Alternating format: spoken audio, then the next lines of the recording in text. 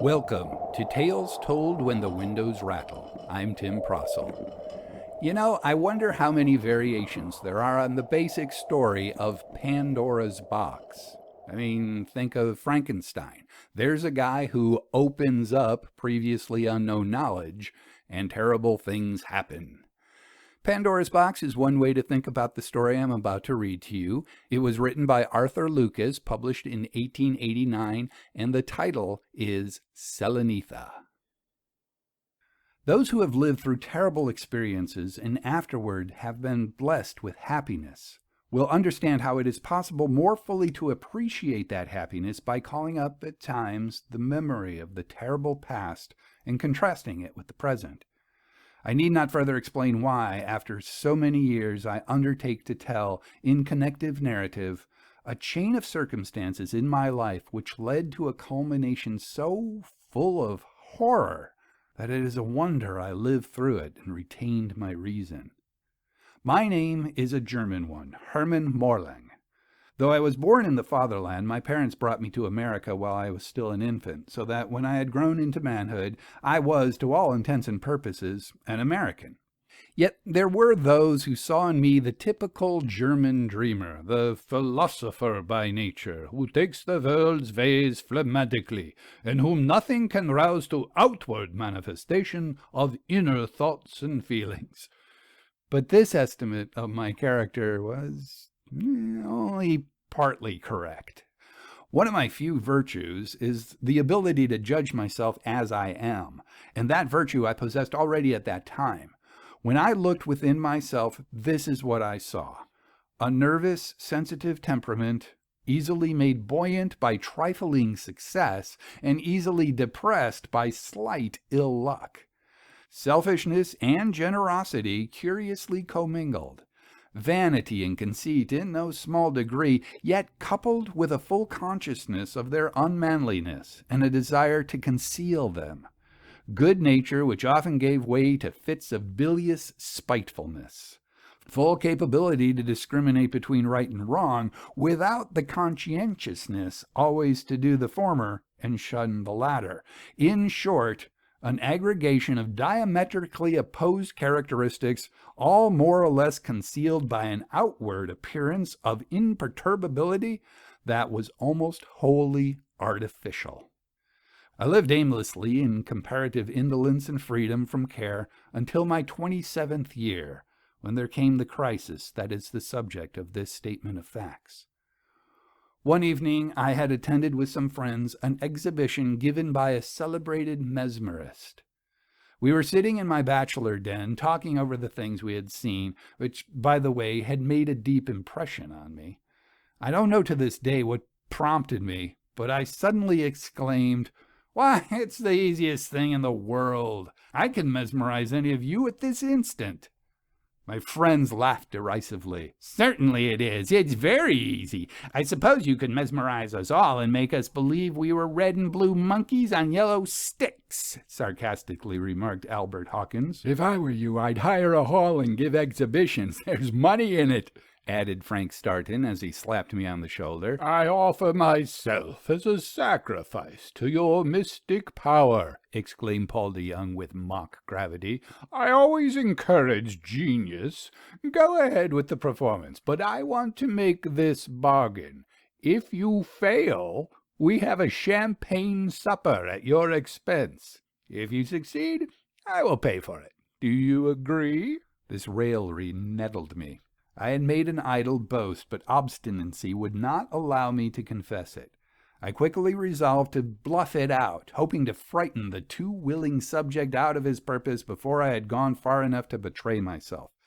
Assuming an impressive manner, I said, "I agree, but I warn you that the experience may be unpleasant. It is merely because you have cast doubt upon my veracity that I consent to try the experiment. You will bear witness, all of you, that Paul has offered himself voluntarily."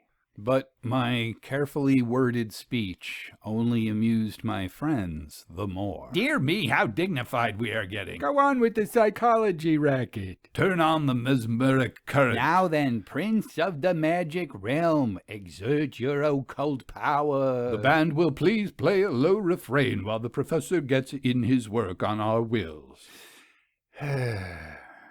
These and other hilarious remarks were flung at me in a chorus. Now, more than before, I was unwilling to acknowledge that I could not do what I had recklessly proclaimed myself capable of doing. I determined to carry the deception a little farther and finally attribute my failure to the fact that the conditions were unfavorable, an excuse frequently resorted to by spiritualists and mesmerists when they fail in their efforts to produce phenomena.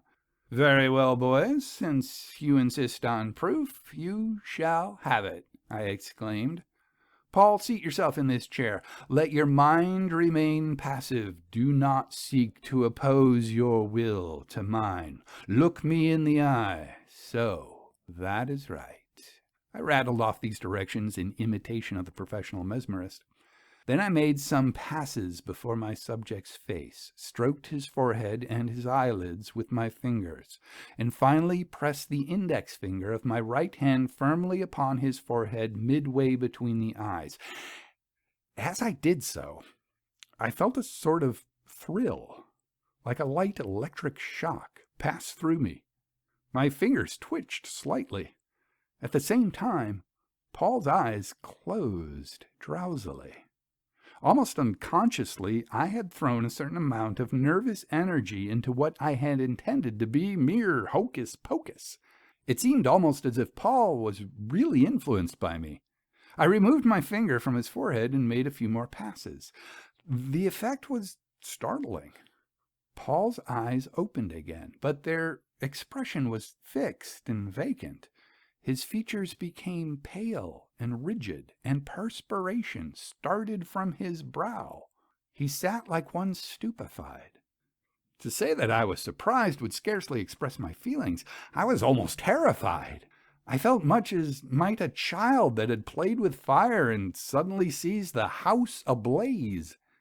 The attention of my friends was concentrated upon Paul. Therefore, they failed to notice my consternation, which must have been plainly evident. With a great effort, I controlled myself and tried a number of experiments quite common with mesmerists. They were successful. Paul was completely under my control. Then I tried to release him from the spell. In this, too, I imitated the professional mesmerist. At first, my efforts had no visible effect, and for a few minutes I suffered terrible mental agony. I began to fear that I had recklessly invoked a power which I could not control. Just as I was on the point of giving up in despair, Paul's features relaxed. His eyes resumed their normal expression. He looked about with a bewildered air, put his hand to his forehead, and sank back in his chair exhausted. I heaved a deep sigh of relief. The sudden knowledge that no serious results would follow my reckless venture gave me renewed courage. I turned to my friends with a look of triumph. "Are you satisfied?" I asked. They replied that they were, and wanted to know why I had never before mentioned that I possessed mesmeric power. I merely smiled and said nothing. Of course, I could not explain. "Well, boys, pay for supper. But you won't catch me making a fool myself again," remarked Paul good-naturedly. He was quite himself again. Then my friends left, and I passed a sleepless night. The accidental discovery of the fact that I had mesmeric power made me an eager student of everything pertaining to that mysterious psychic influence which no one thus far has satisfactorily explained. With greedy avidity, I devoured all the works on the subject which I could collect. Naturally, I became quite proficient, and I must have possessed the power in no small degree, for there were few of those upon whom I experimented with whom I did not succeed. Paul de Long, who had always been one of my best friends, became still more closely attached to me after that evening's experience, possibly because my mind had once gained the mastery over his. I became a frequent visitor at the house of his parents, and there I met his sister, Selenitha. Her name was a quaint conceit of her father's. He had coined it from the name which the ancient Greeks applied to the lunar orb. Truly, it was appropriate, for she was as pure as the silvery light of the moon. I will not attempt to describe her, for what words suffice to tell of a woman's charms when they appear to the man who truly loves her? And need I add that I love Selenitha? Who could have helped loving her? But I wondered that one so good and noble as she should return the affection of one so tainted with human faults and frailties as I knew myself to be, for I knew that she did return my love long before words of love had passed between us. It was a new experience for me, the love I bore Selenitha. I had not thought myself capable of a feeling of affection so sincere and so deep. I now felt that I had something for which to live, to work. I ceased to be the careless, erratic wight who lived solely because existence had been thrust upon him. But to tell Selenitha of the love with which my heart overflowed, that was something I could not muster the courage to do. Many times I resolved to plead my cause in the most eloquent language at my command, only to find myself unable to utter a word of the subject nearest my heart when I came into her presence. Try as I might to take a different view of the matter, I failed to disabuse my mind of the thought that it would be a sort of sacrilege to ask her to accept me. I felt that I was unworthy of her, and as my love grew greater, I sank in my own estimation until it seemed to me that there was an insurmountable barrier between us. But what careful planning and earnest determination fails to bring about, chance often accomplishes, and chance favored me. One evening I was making one of my frequent calls at the DeLong residence, and Selenitha was chattering about various things. I must have been an indifferent listener, for suddenly she exclaimed, "What is the matter with you? Here I have been talking to you for ever so long, and you have scarcely answered me, and the answers that you have made were about as inappropriate as they could be. Have you something on your mind? Or have you hypnotized yourself and find it impossible to throw off the spell? I hear you are getting to be quite a mesmerist, psychologist, or something equally mysterious. But you know doctors shouldn't take their own medicine." "I am thinking of something else," I replied in a solemn tone that must have seemed ridiculously out of place. "How very glorious!" she exclaimed with a merry laugh. "And may I ask what is weighing so heavily upon your mind? Or is it a secret, profound and mystic, that must forever remain buried deep within your heart?" This with an assumption of mock gravity. "It is no secret. In fact, I would rather confide it to you. Well, to you, for it concerns you," I replied, scarcely realizing that I was treading on dangerous ground. "Concerns me? Why, what?" She checked herself in evident confusion. Evidently, she suddenly guessed what was in my mind. "Yes, you, and me as well," I continued with a boldness that surprised me even as I spoke. "I love you, Selenitha, have loved you since I first saw you. I might tell you how fondly, devotedly, ardently I love you, but true love is itself superlative, and to attempt to qualify it with idle words would be vain. Such love as man is capable of, I offer to you. I could not say more in many words. Will you accept it? Will you become my wife?" Where were the eloquent words I had so often framed and put together in my thoughts? But my voice, my manner must have supplied that which my words failed to express. Perhaps, too, Selenitha could read a wealth of love in my eyes, for as I ceased speaking, she took both my hands in hers, inclined her head toward mine, and breathed rather than spoke, "Dear Herman." Her eyes told all the rest. I caught her in my arms and held her closely to me for a moment. Such joy as I felt at that instant comes but once in a human life. What more was said, I need not repeat.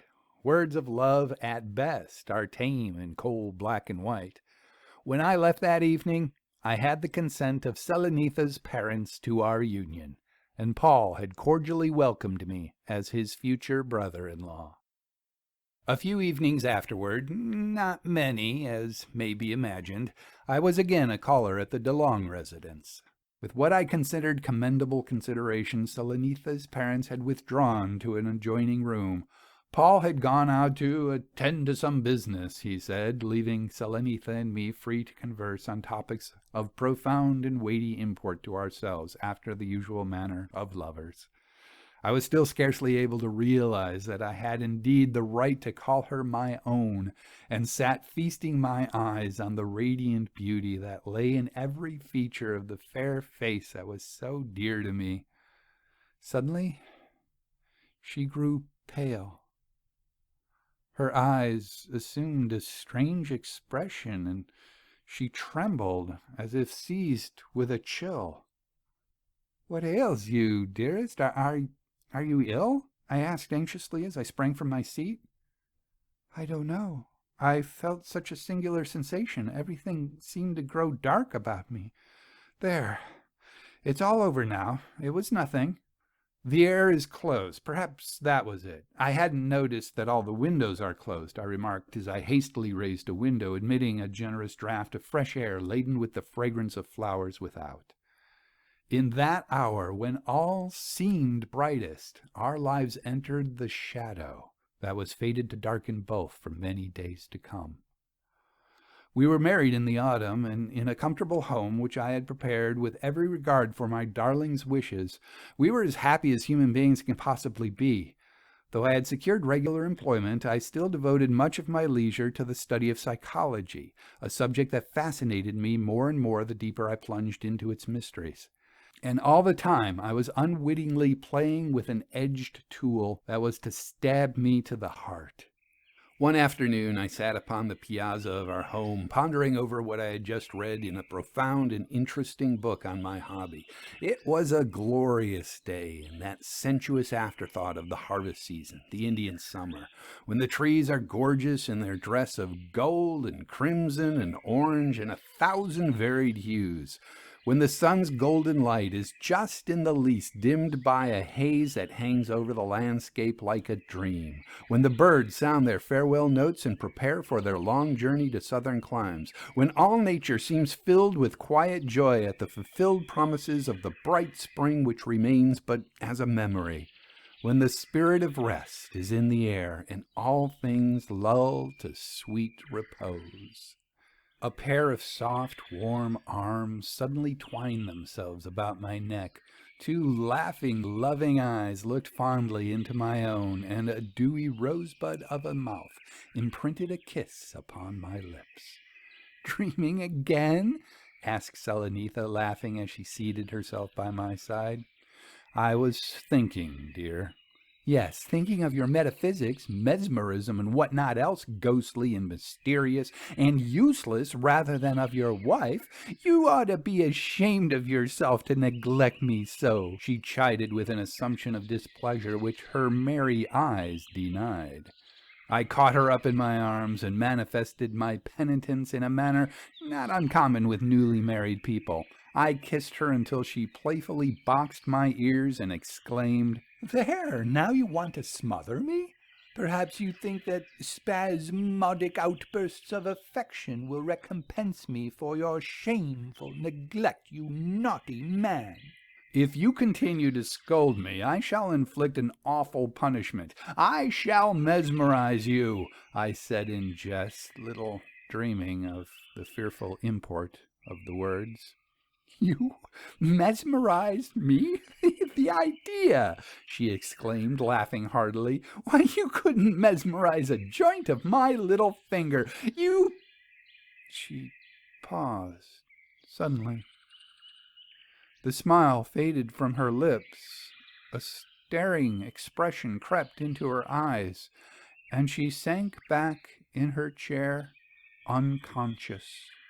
In a moment I realized it all. Like a flash, her strange agitation on that evening in her parents' house came back to me. Hers was a supersensitive system easily susceptible to psychic influence, and unconsciously I had exerted my power over her. By the means I knew so well to use, thanks to my researches, I quickly restored her to consciousness. "What was it, dear? Where have I been?" she asked, looking about, quite bewildered. "I am so frightened. Why did you do that?" "You fainted, my darling. It was nothing," I replied, not daring to tell her the truth. "When you looked at me just now, I felt a shock, and then I felt as if I was borne far away. It seemed to me that I was myself, yet not myself. It was terrible." Her words terrified me. I had read that under certain conditions it was possible to separate the psychic being, the astral body, from the physical body. I had never dared to try the experiment. Had I unwittingly accomplished it? I tried to reassure her and to convince her that she had merely fainted, but I succeeded only partially. She knew that I did not tell her all. This was the beginning of the end. Selenitha's nervous system had sustained a shock from the experience of that fateful moment, which brought her into a speedy decline. The cursed power which I had developed had passed beyond my control. Hardly a day passed thereafter on which she was not thrown into that awful hypnotic state by reason of my presence, and each attack left her weaker than before. Gladly I would have rid her of myself, though it had killed me to leave her. But strangely enough, my continued absence affected her even worse than my presence. She would sink into a stupor from which only I could rouse her. Her ebbing life seemed to exist only in me, who was slowly but surely destroying it. The agony I suffered, no words can tell. And through it all, she was patient, resigned, and loving as before. No reproach passed her lips. In vain I consulted all the books from which I had drawn my fatal knowledge. I found no remedy for such a case as this. Physicians, masters of their profession, were helpless to aid. Medical annals told of no similar case. At last there came change in Selenitha's condition, but not for the better. She became too weak to rise, and the mere sight of me threw her into unconsciousness. Other times she remained semi-conscious.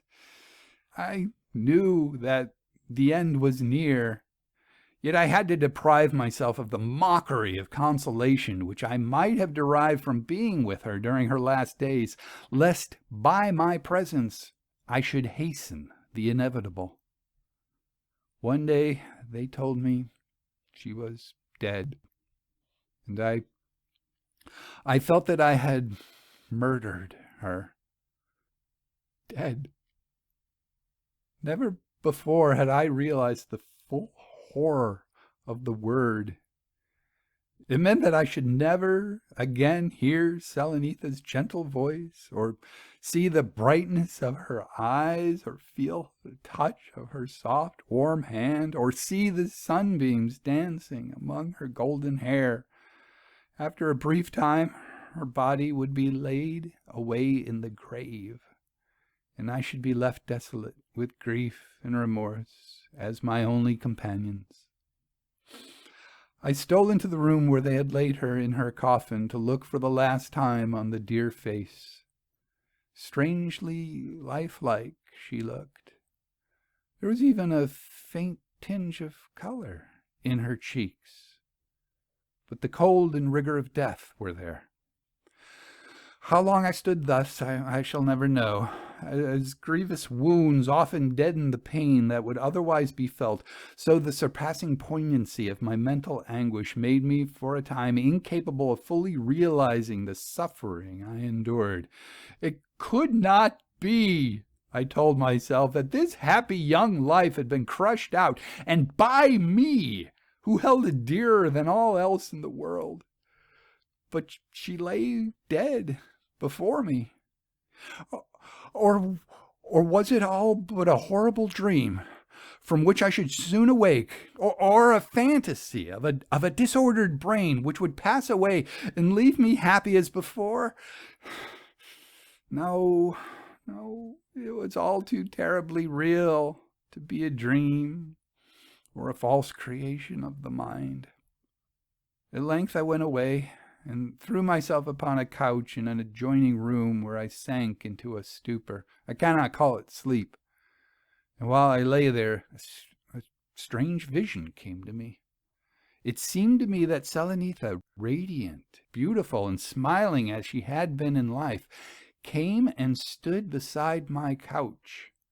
Her arms were outstretched, and from her lips there came like a sigh the words, "Dear Herman." Then she vanished, and where she had stood I saw the coffin wherein she lay. I awoke with a start. The recollection of my dream was vivid. Had Selenitha's astral body summoned me for some purpose that I could not then divine? Or was I going mad? What impelled me I have never been able to explain, but I rose and rushed in mad haste to the room where she lay. Could I be mistaken? Was there not a quiver of the lips? Did I not hear the faintest sigh as of returning breath? Wild with new-born hope, I snatched the dear form from the casket and bore it away to lay it gently upon soft pillows. Then I ran for a physician. He looked pityingly at me, thinking my reason had left me when I told him my errand. Still, he came with me. Suspended animation was all he said after a hurried examination. Then the reaction came, and I lost all consciousness. When I next knew anything, Selenitha stood by my bedside. She was her old self again. I had lain delirious for many days, she told me. Meanwhile, she had regained her former strength. During the terrible ordeal through which I had passed, my mesmeric power had left me forever.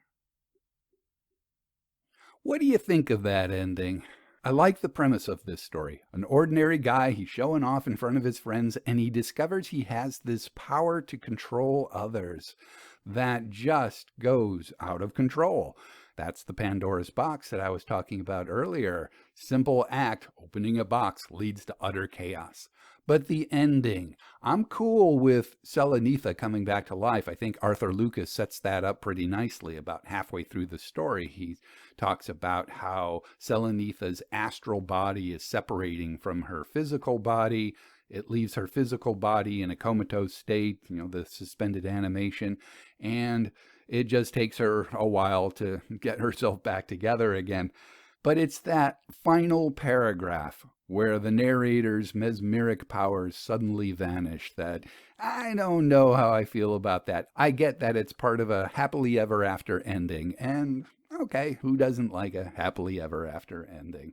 Now, I've read several of these stories as I was putting together an anthology titled Entranced by Eyes of Evil, Tales of Mesmerism and Mystery. The pitfalls, the dangers of mesmerism was a very popular topic in the 1800s. Authors like E.T.A. Hoffman, Edgar Allan Poe, Fitzjames O'Brien, Louisa May Alcott, Arthur Conan Doyle, Ambrose Bierce. It struck me that these authors, not all of them, but many of these authors, were exploring characters with control issues. And this story, Selenitha, really does seem like the narrator has control issues. He finds out he can control his buddy, and then he can control his wife. He doesn't want to, but he does control his wife. He's very controlling. He almost controls her to death. It made me wonder if this was a particular concern for writers in the 1800s. Once again, the title of the anthology is Entranced by Eyes of Evil, Tales of Mesmerism and Mystery. You can find out more about it at brownbonesbooks.com. There you'll find links to online bookstores if you're interested. And you'll find a lot of other unusual things at brownbonesbooks.com. It's a fun place to wander around. I'm Tim Prossel. As always, thank you very much for listening.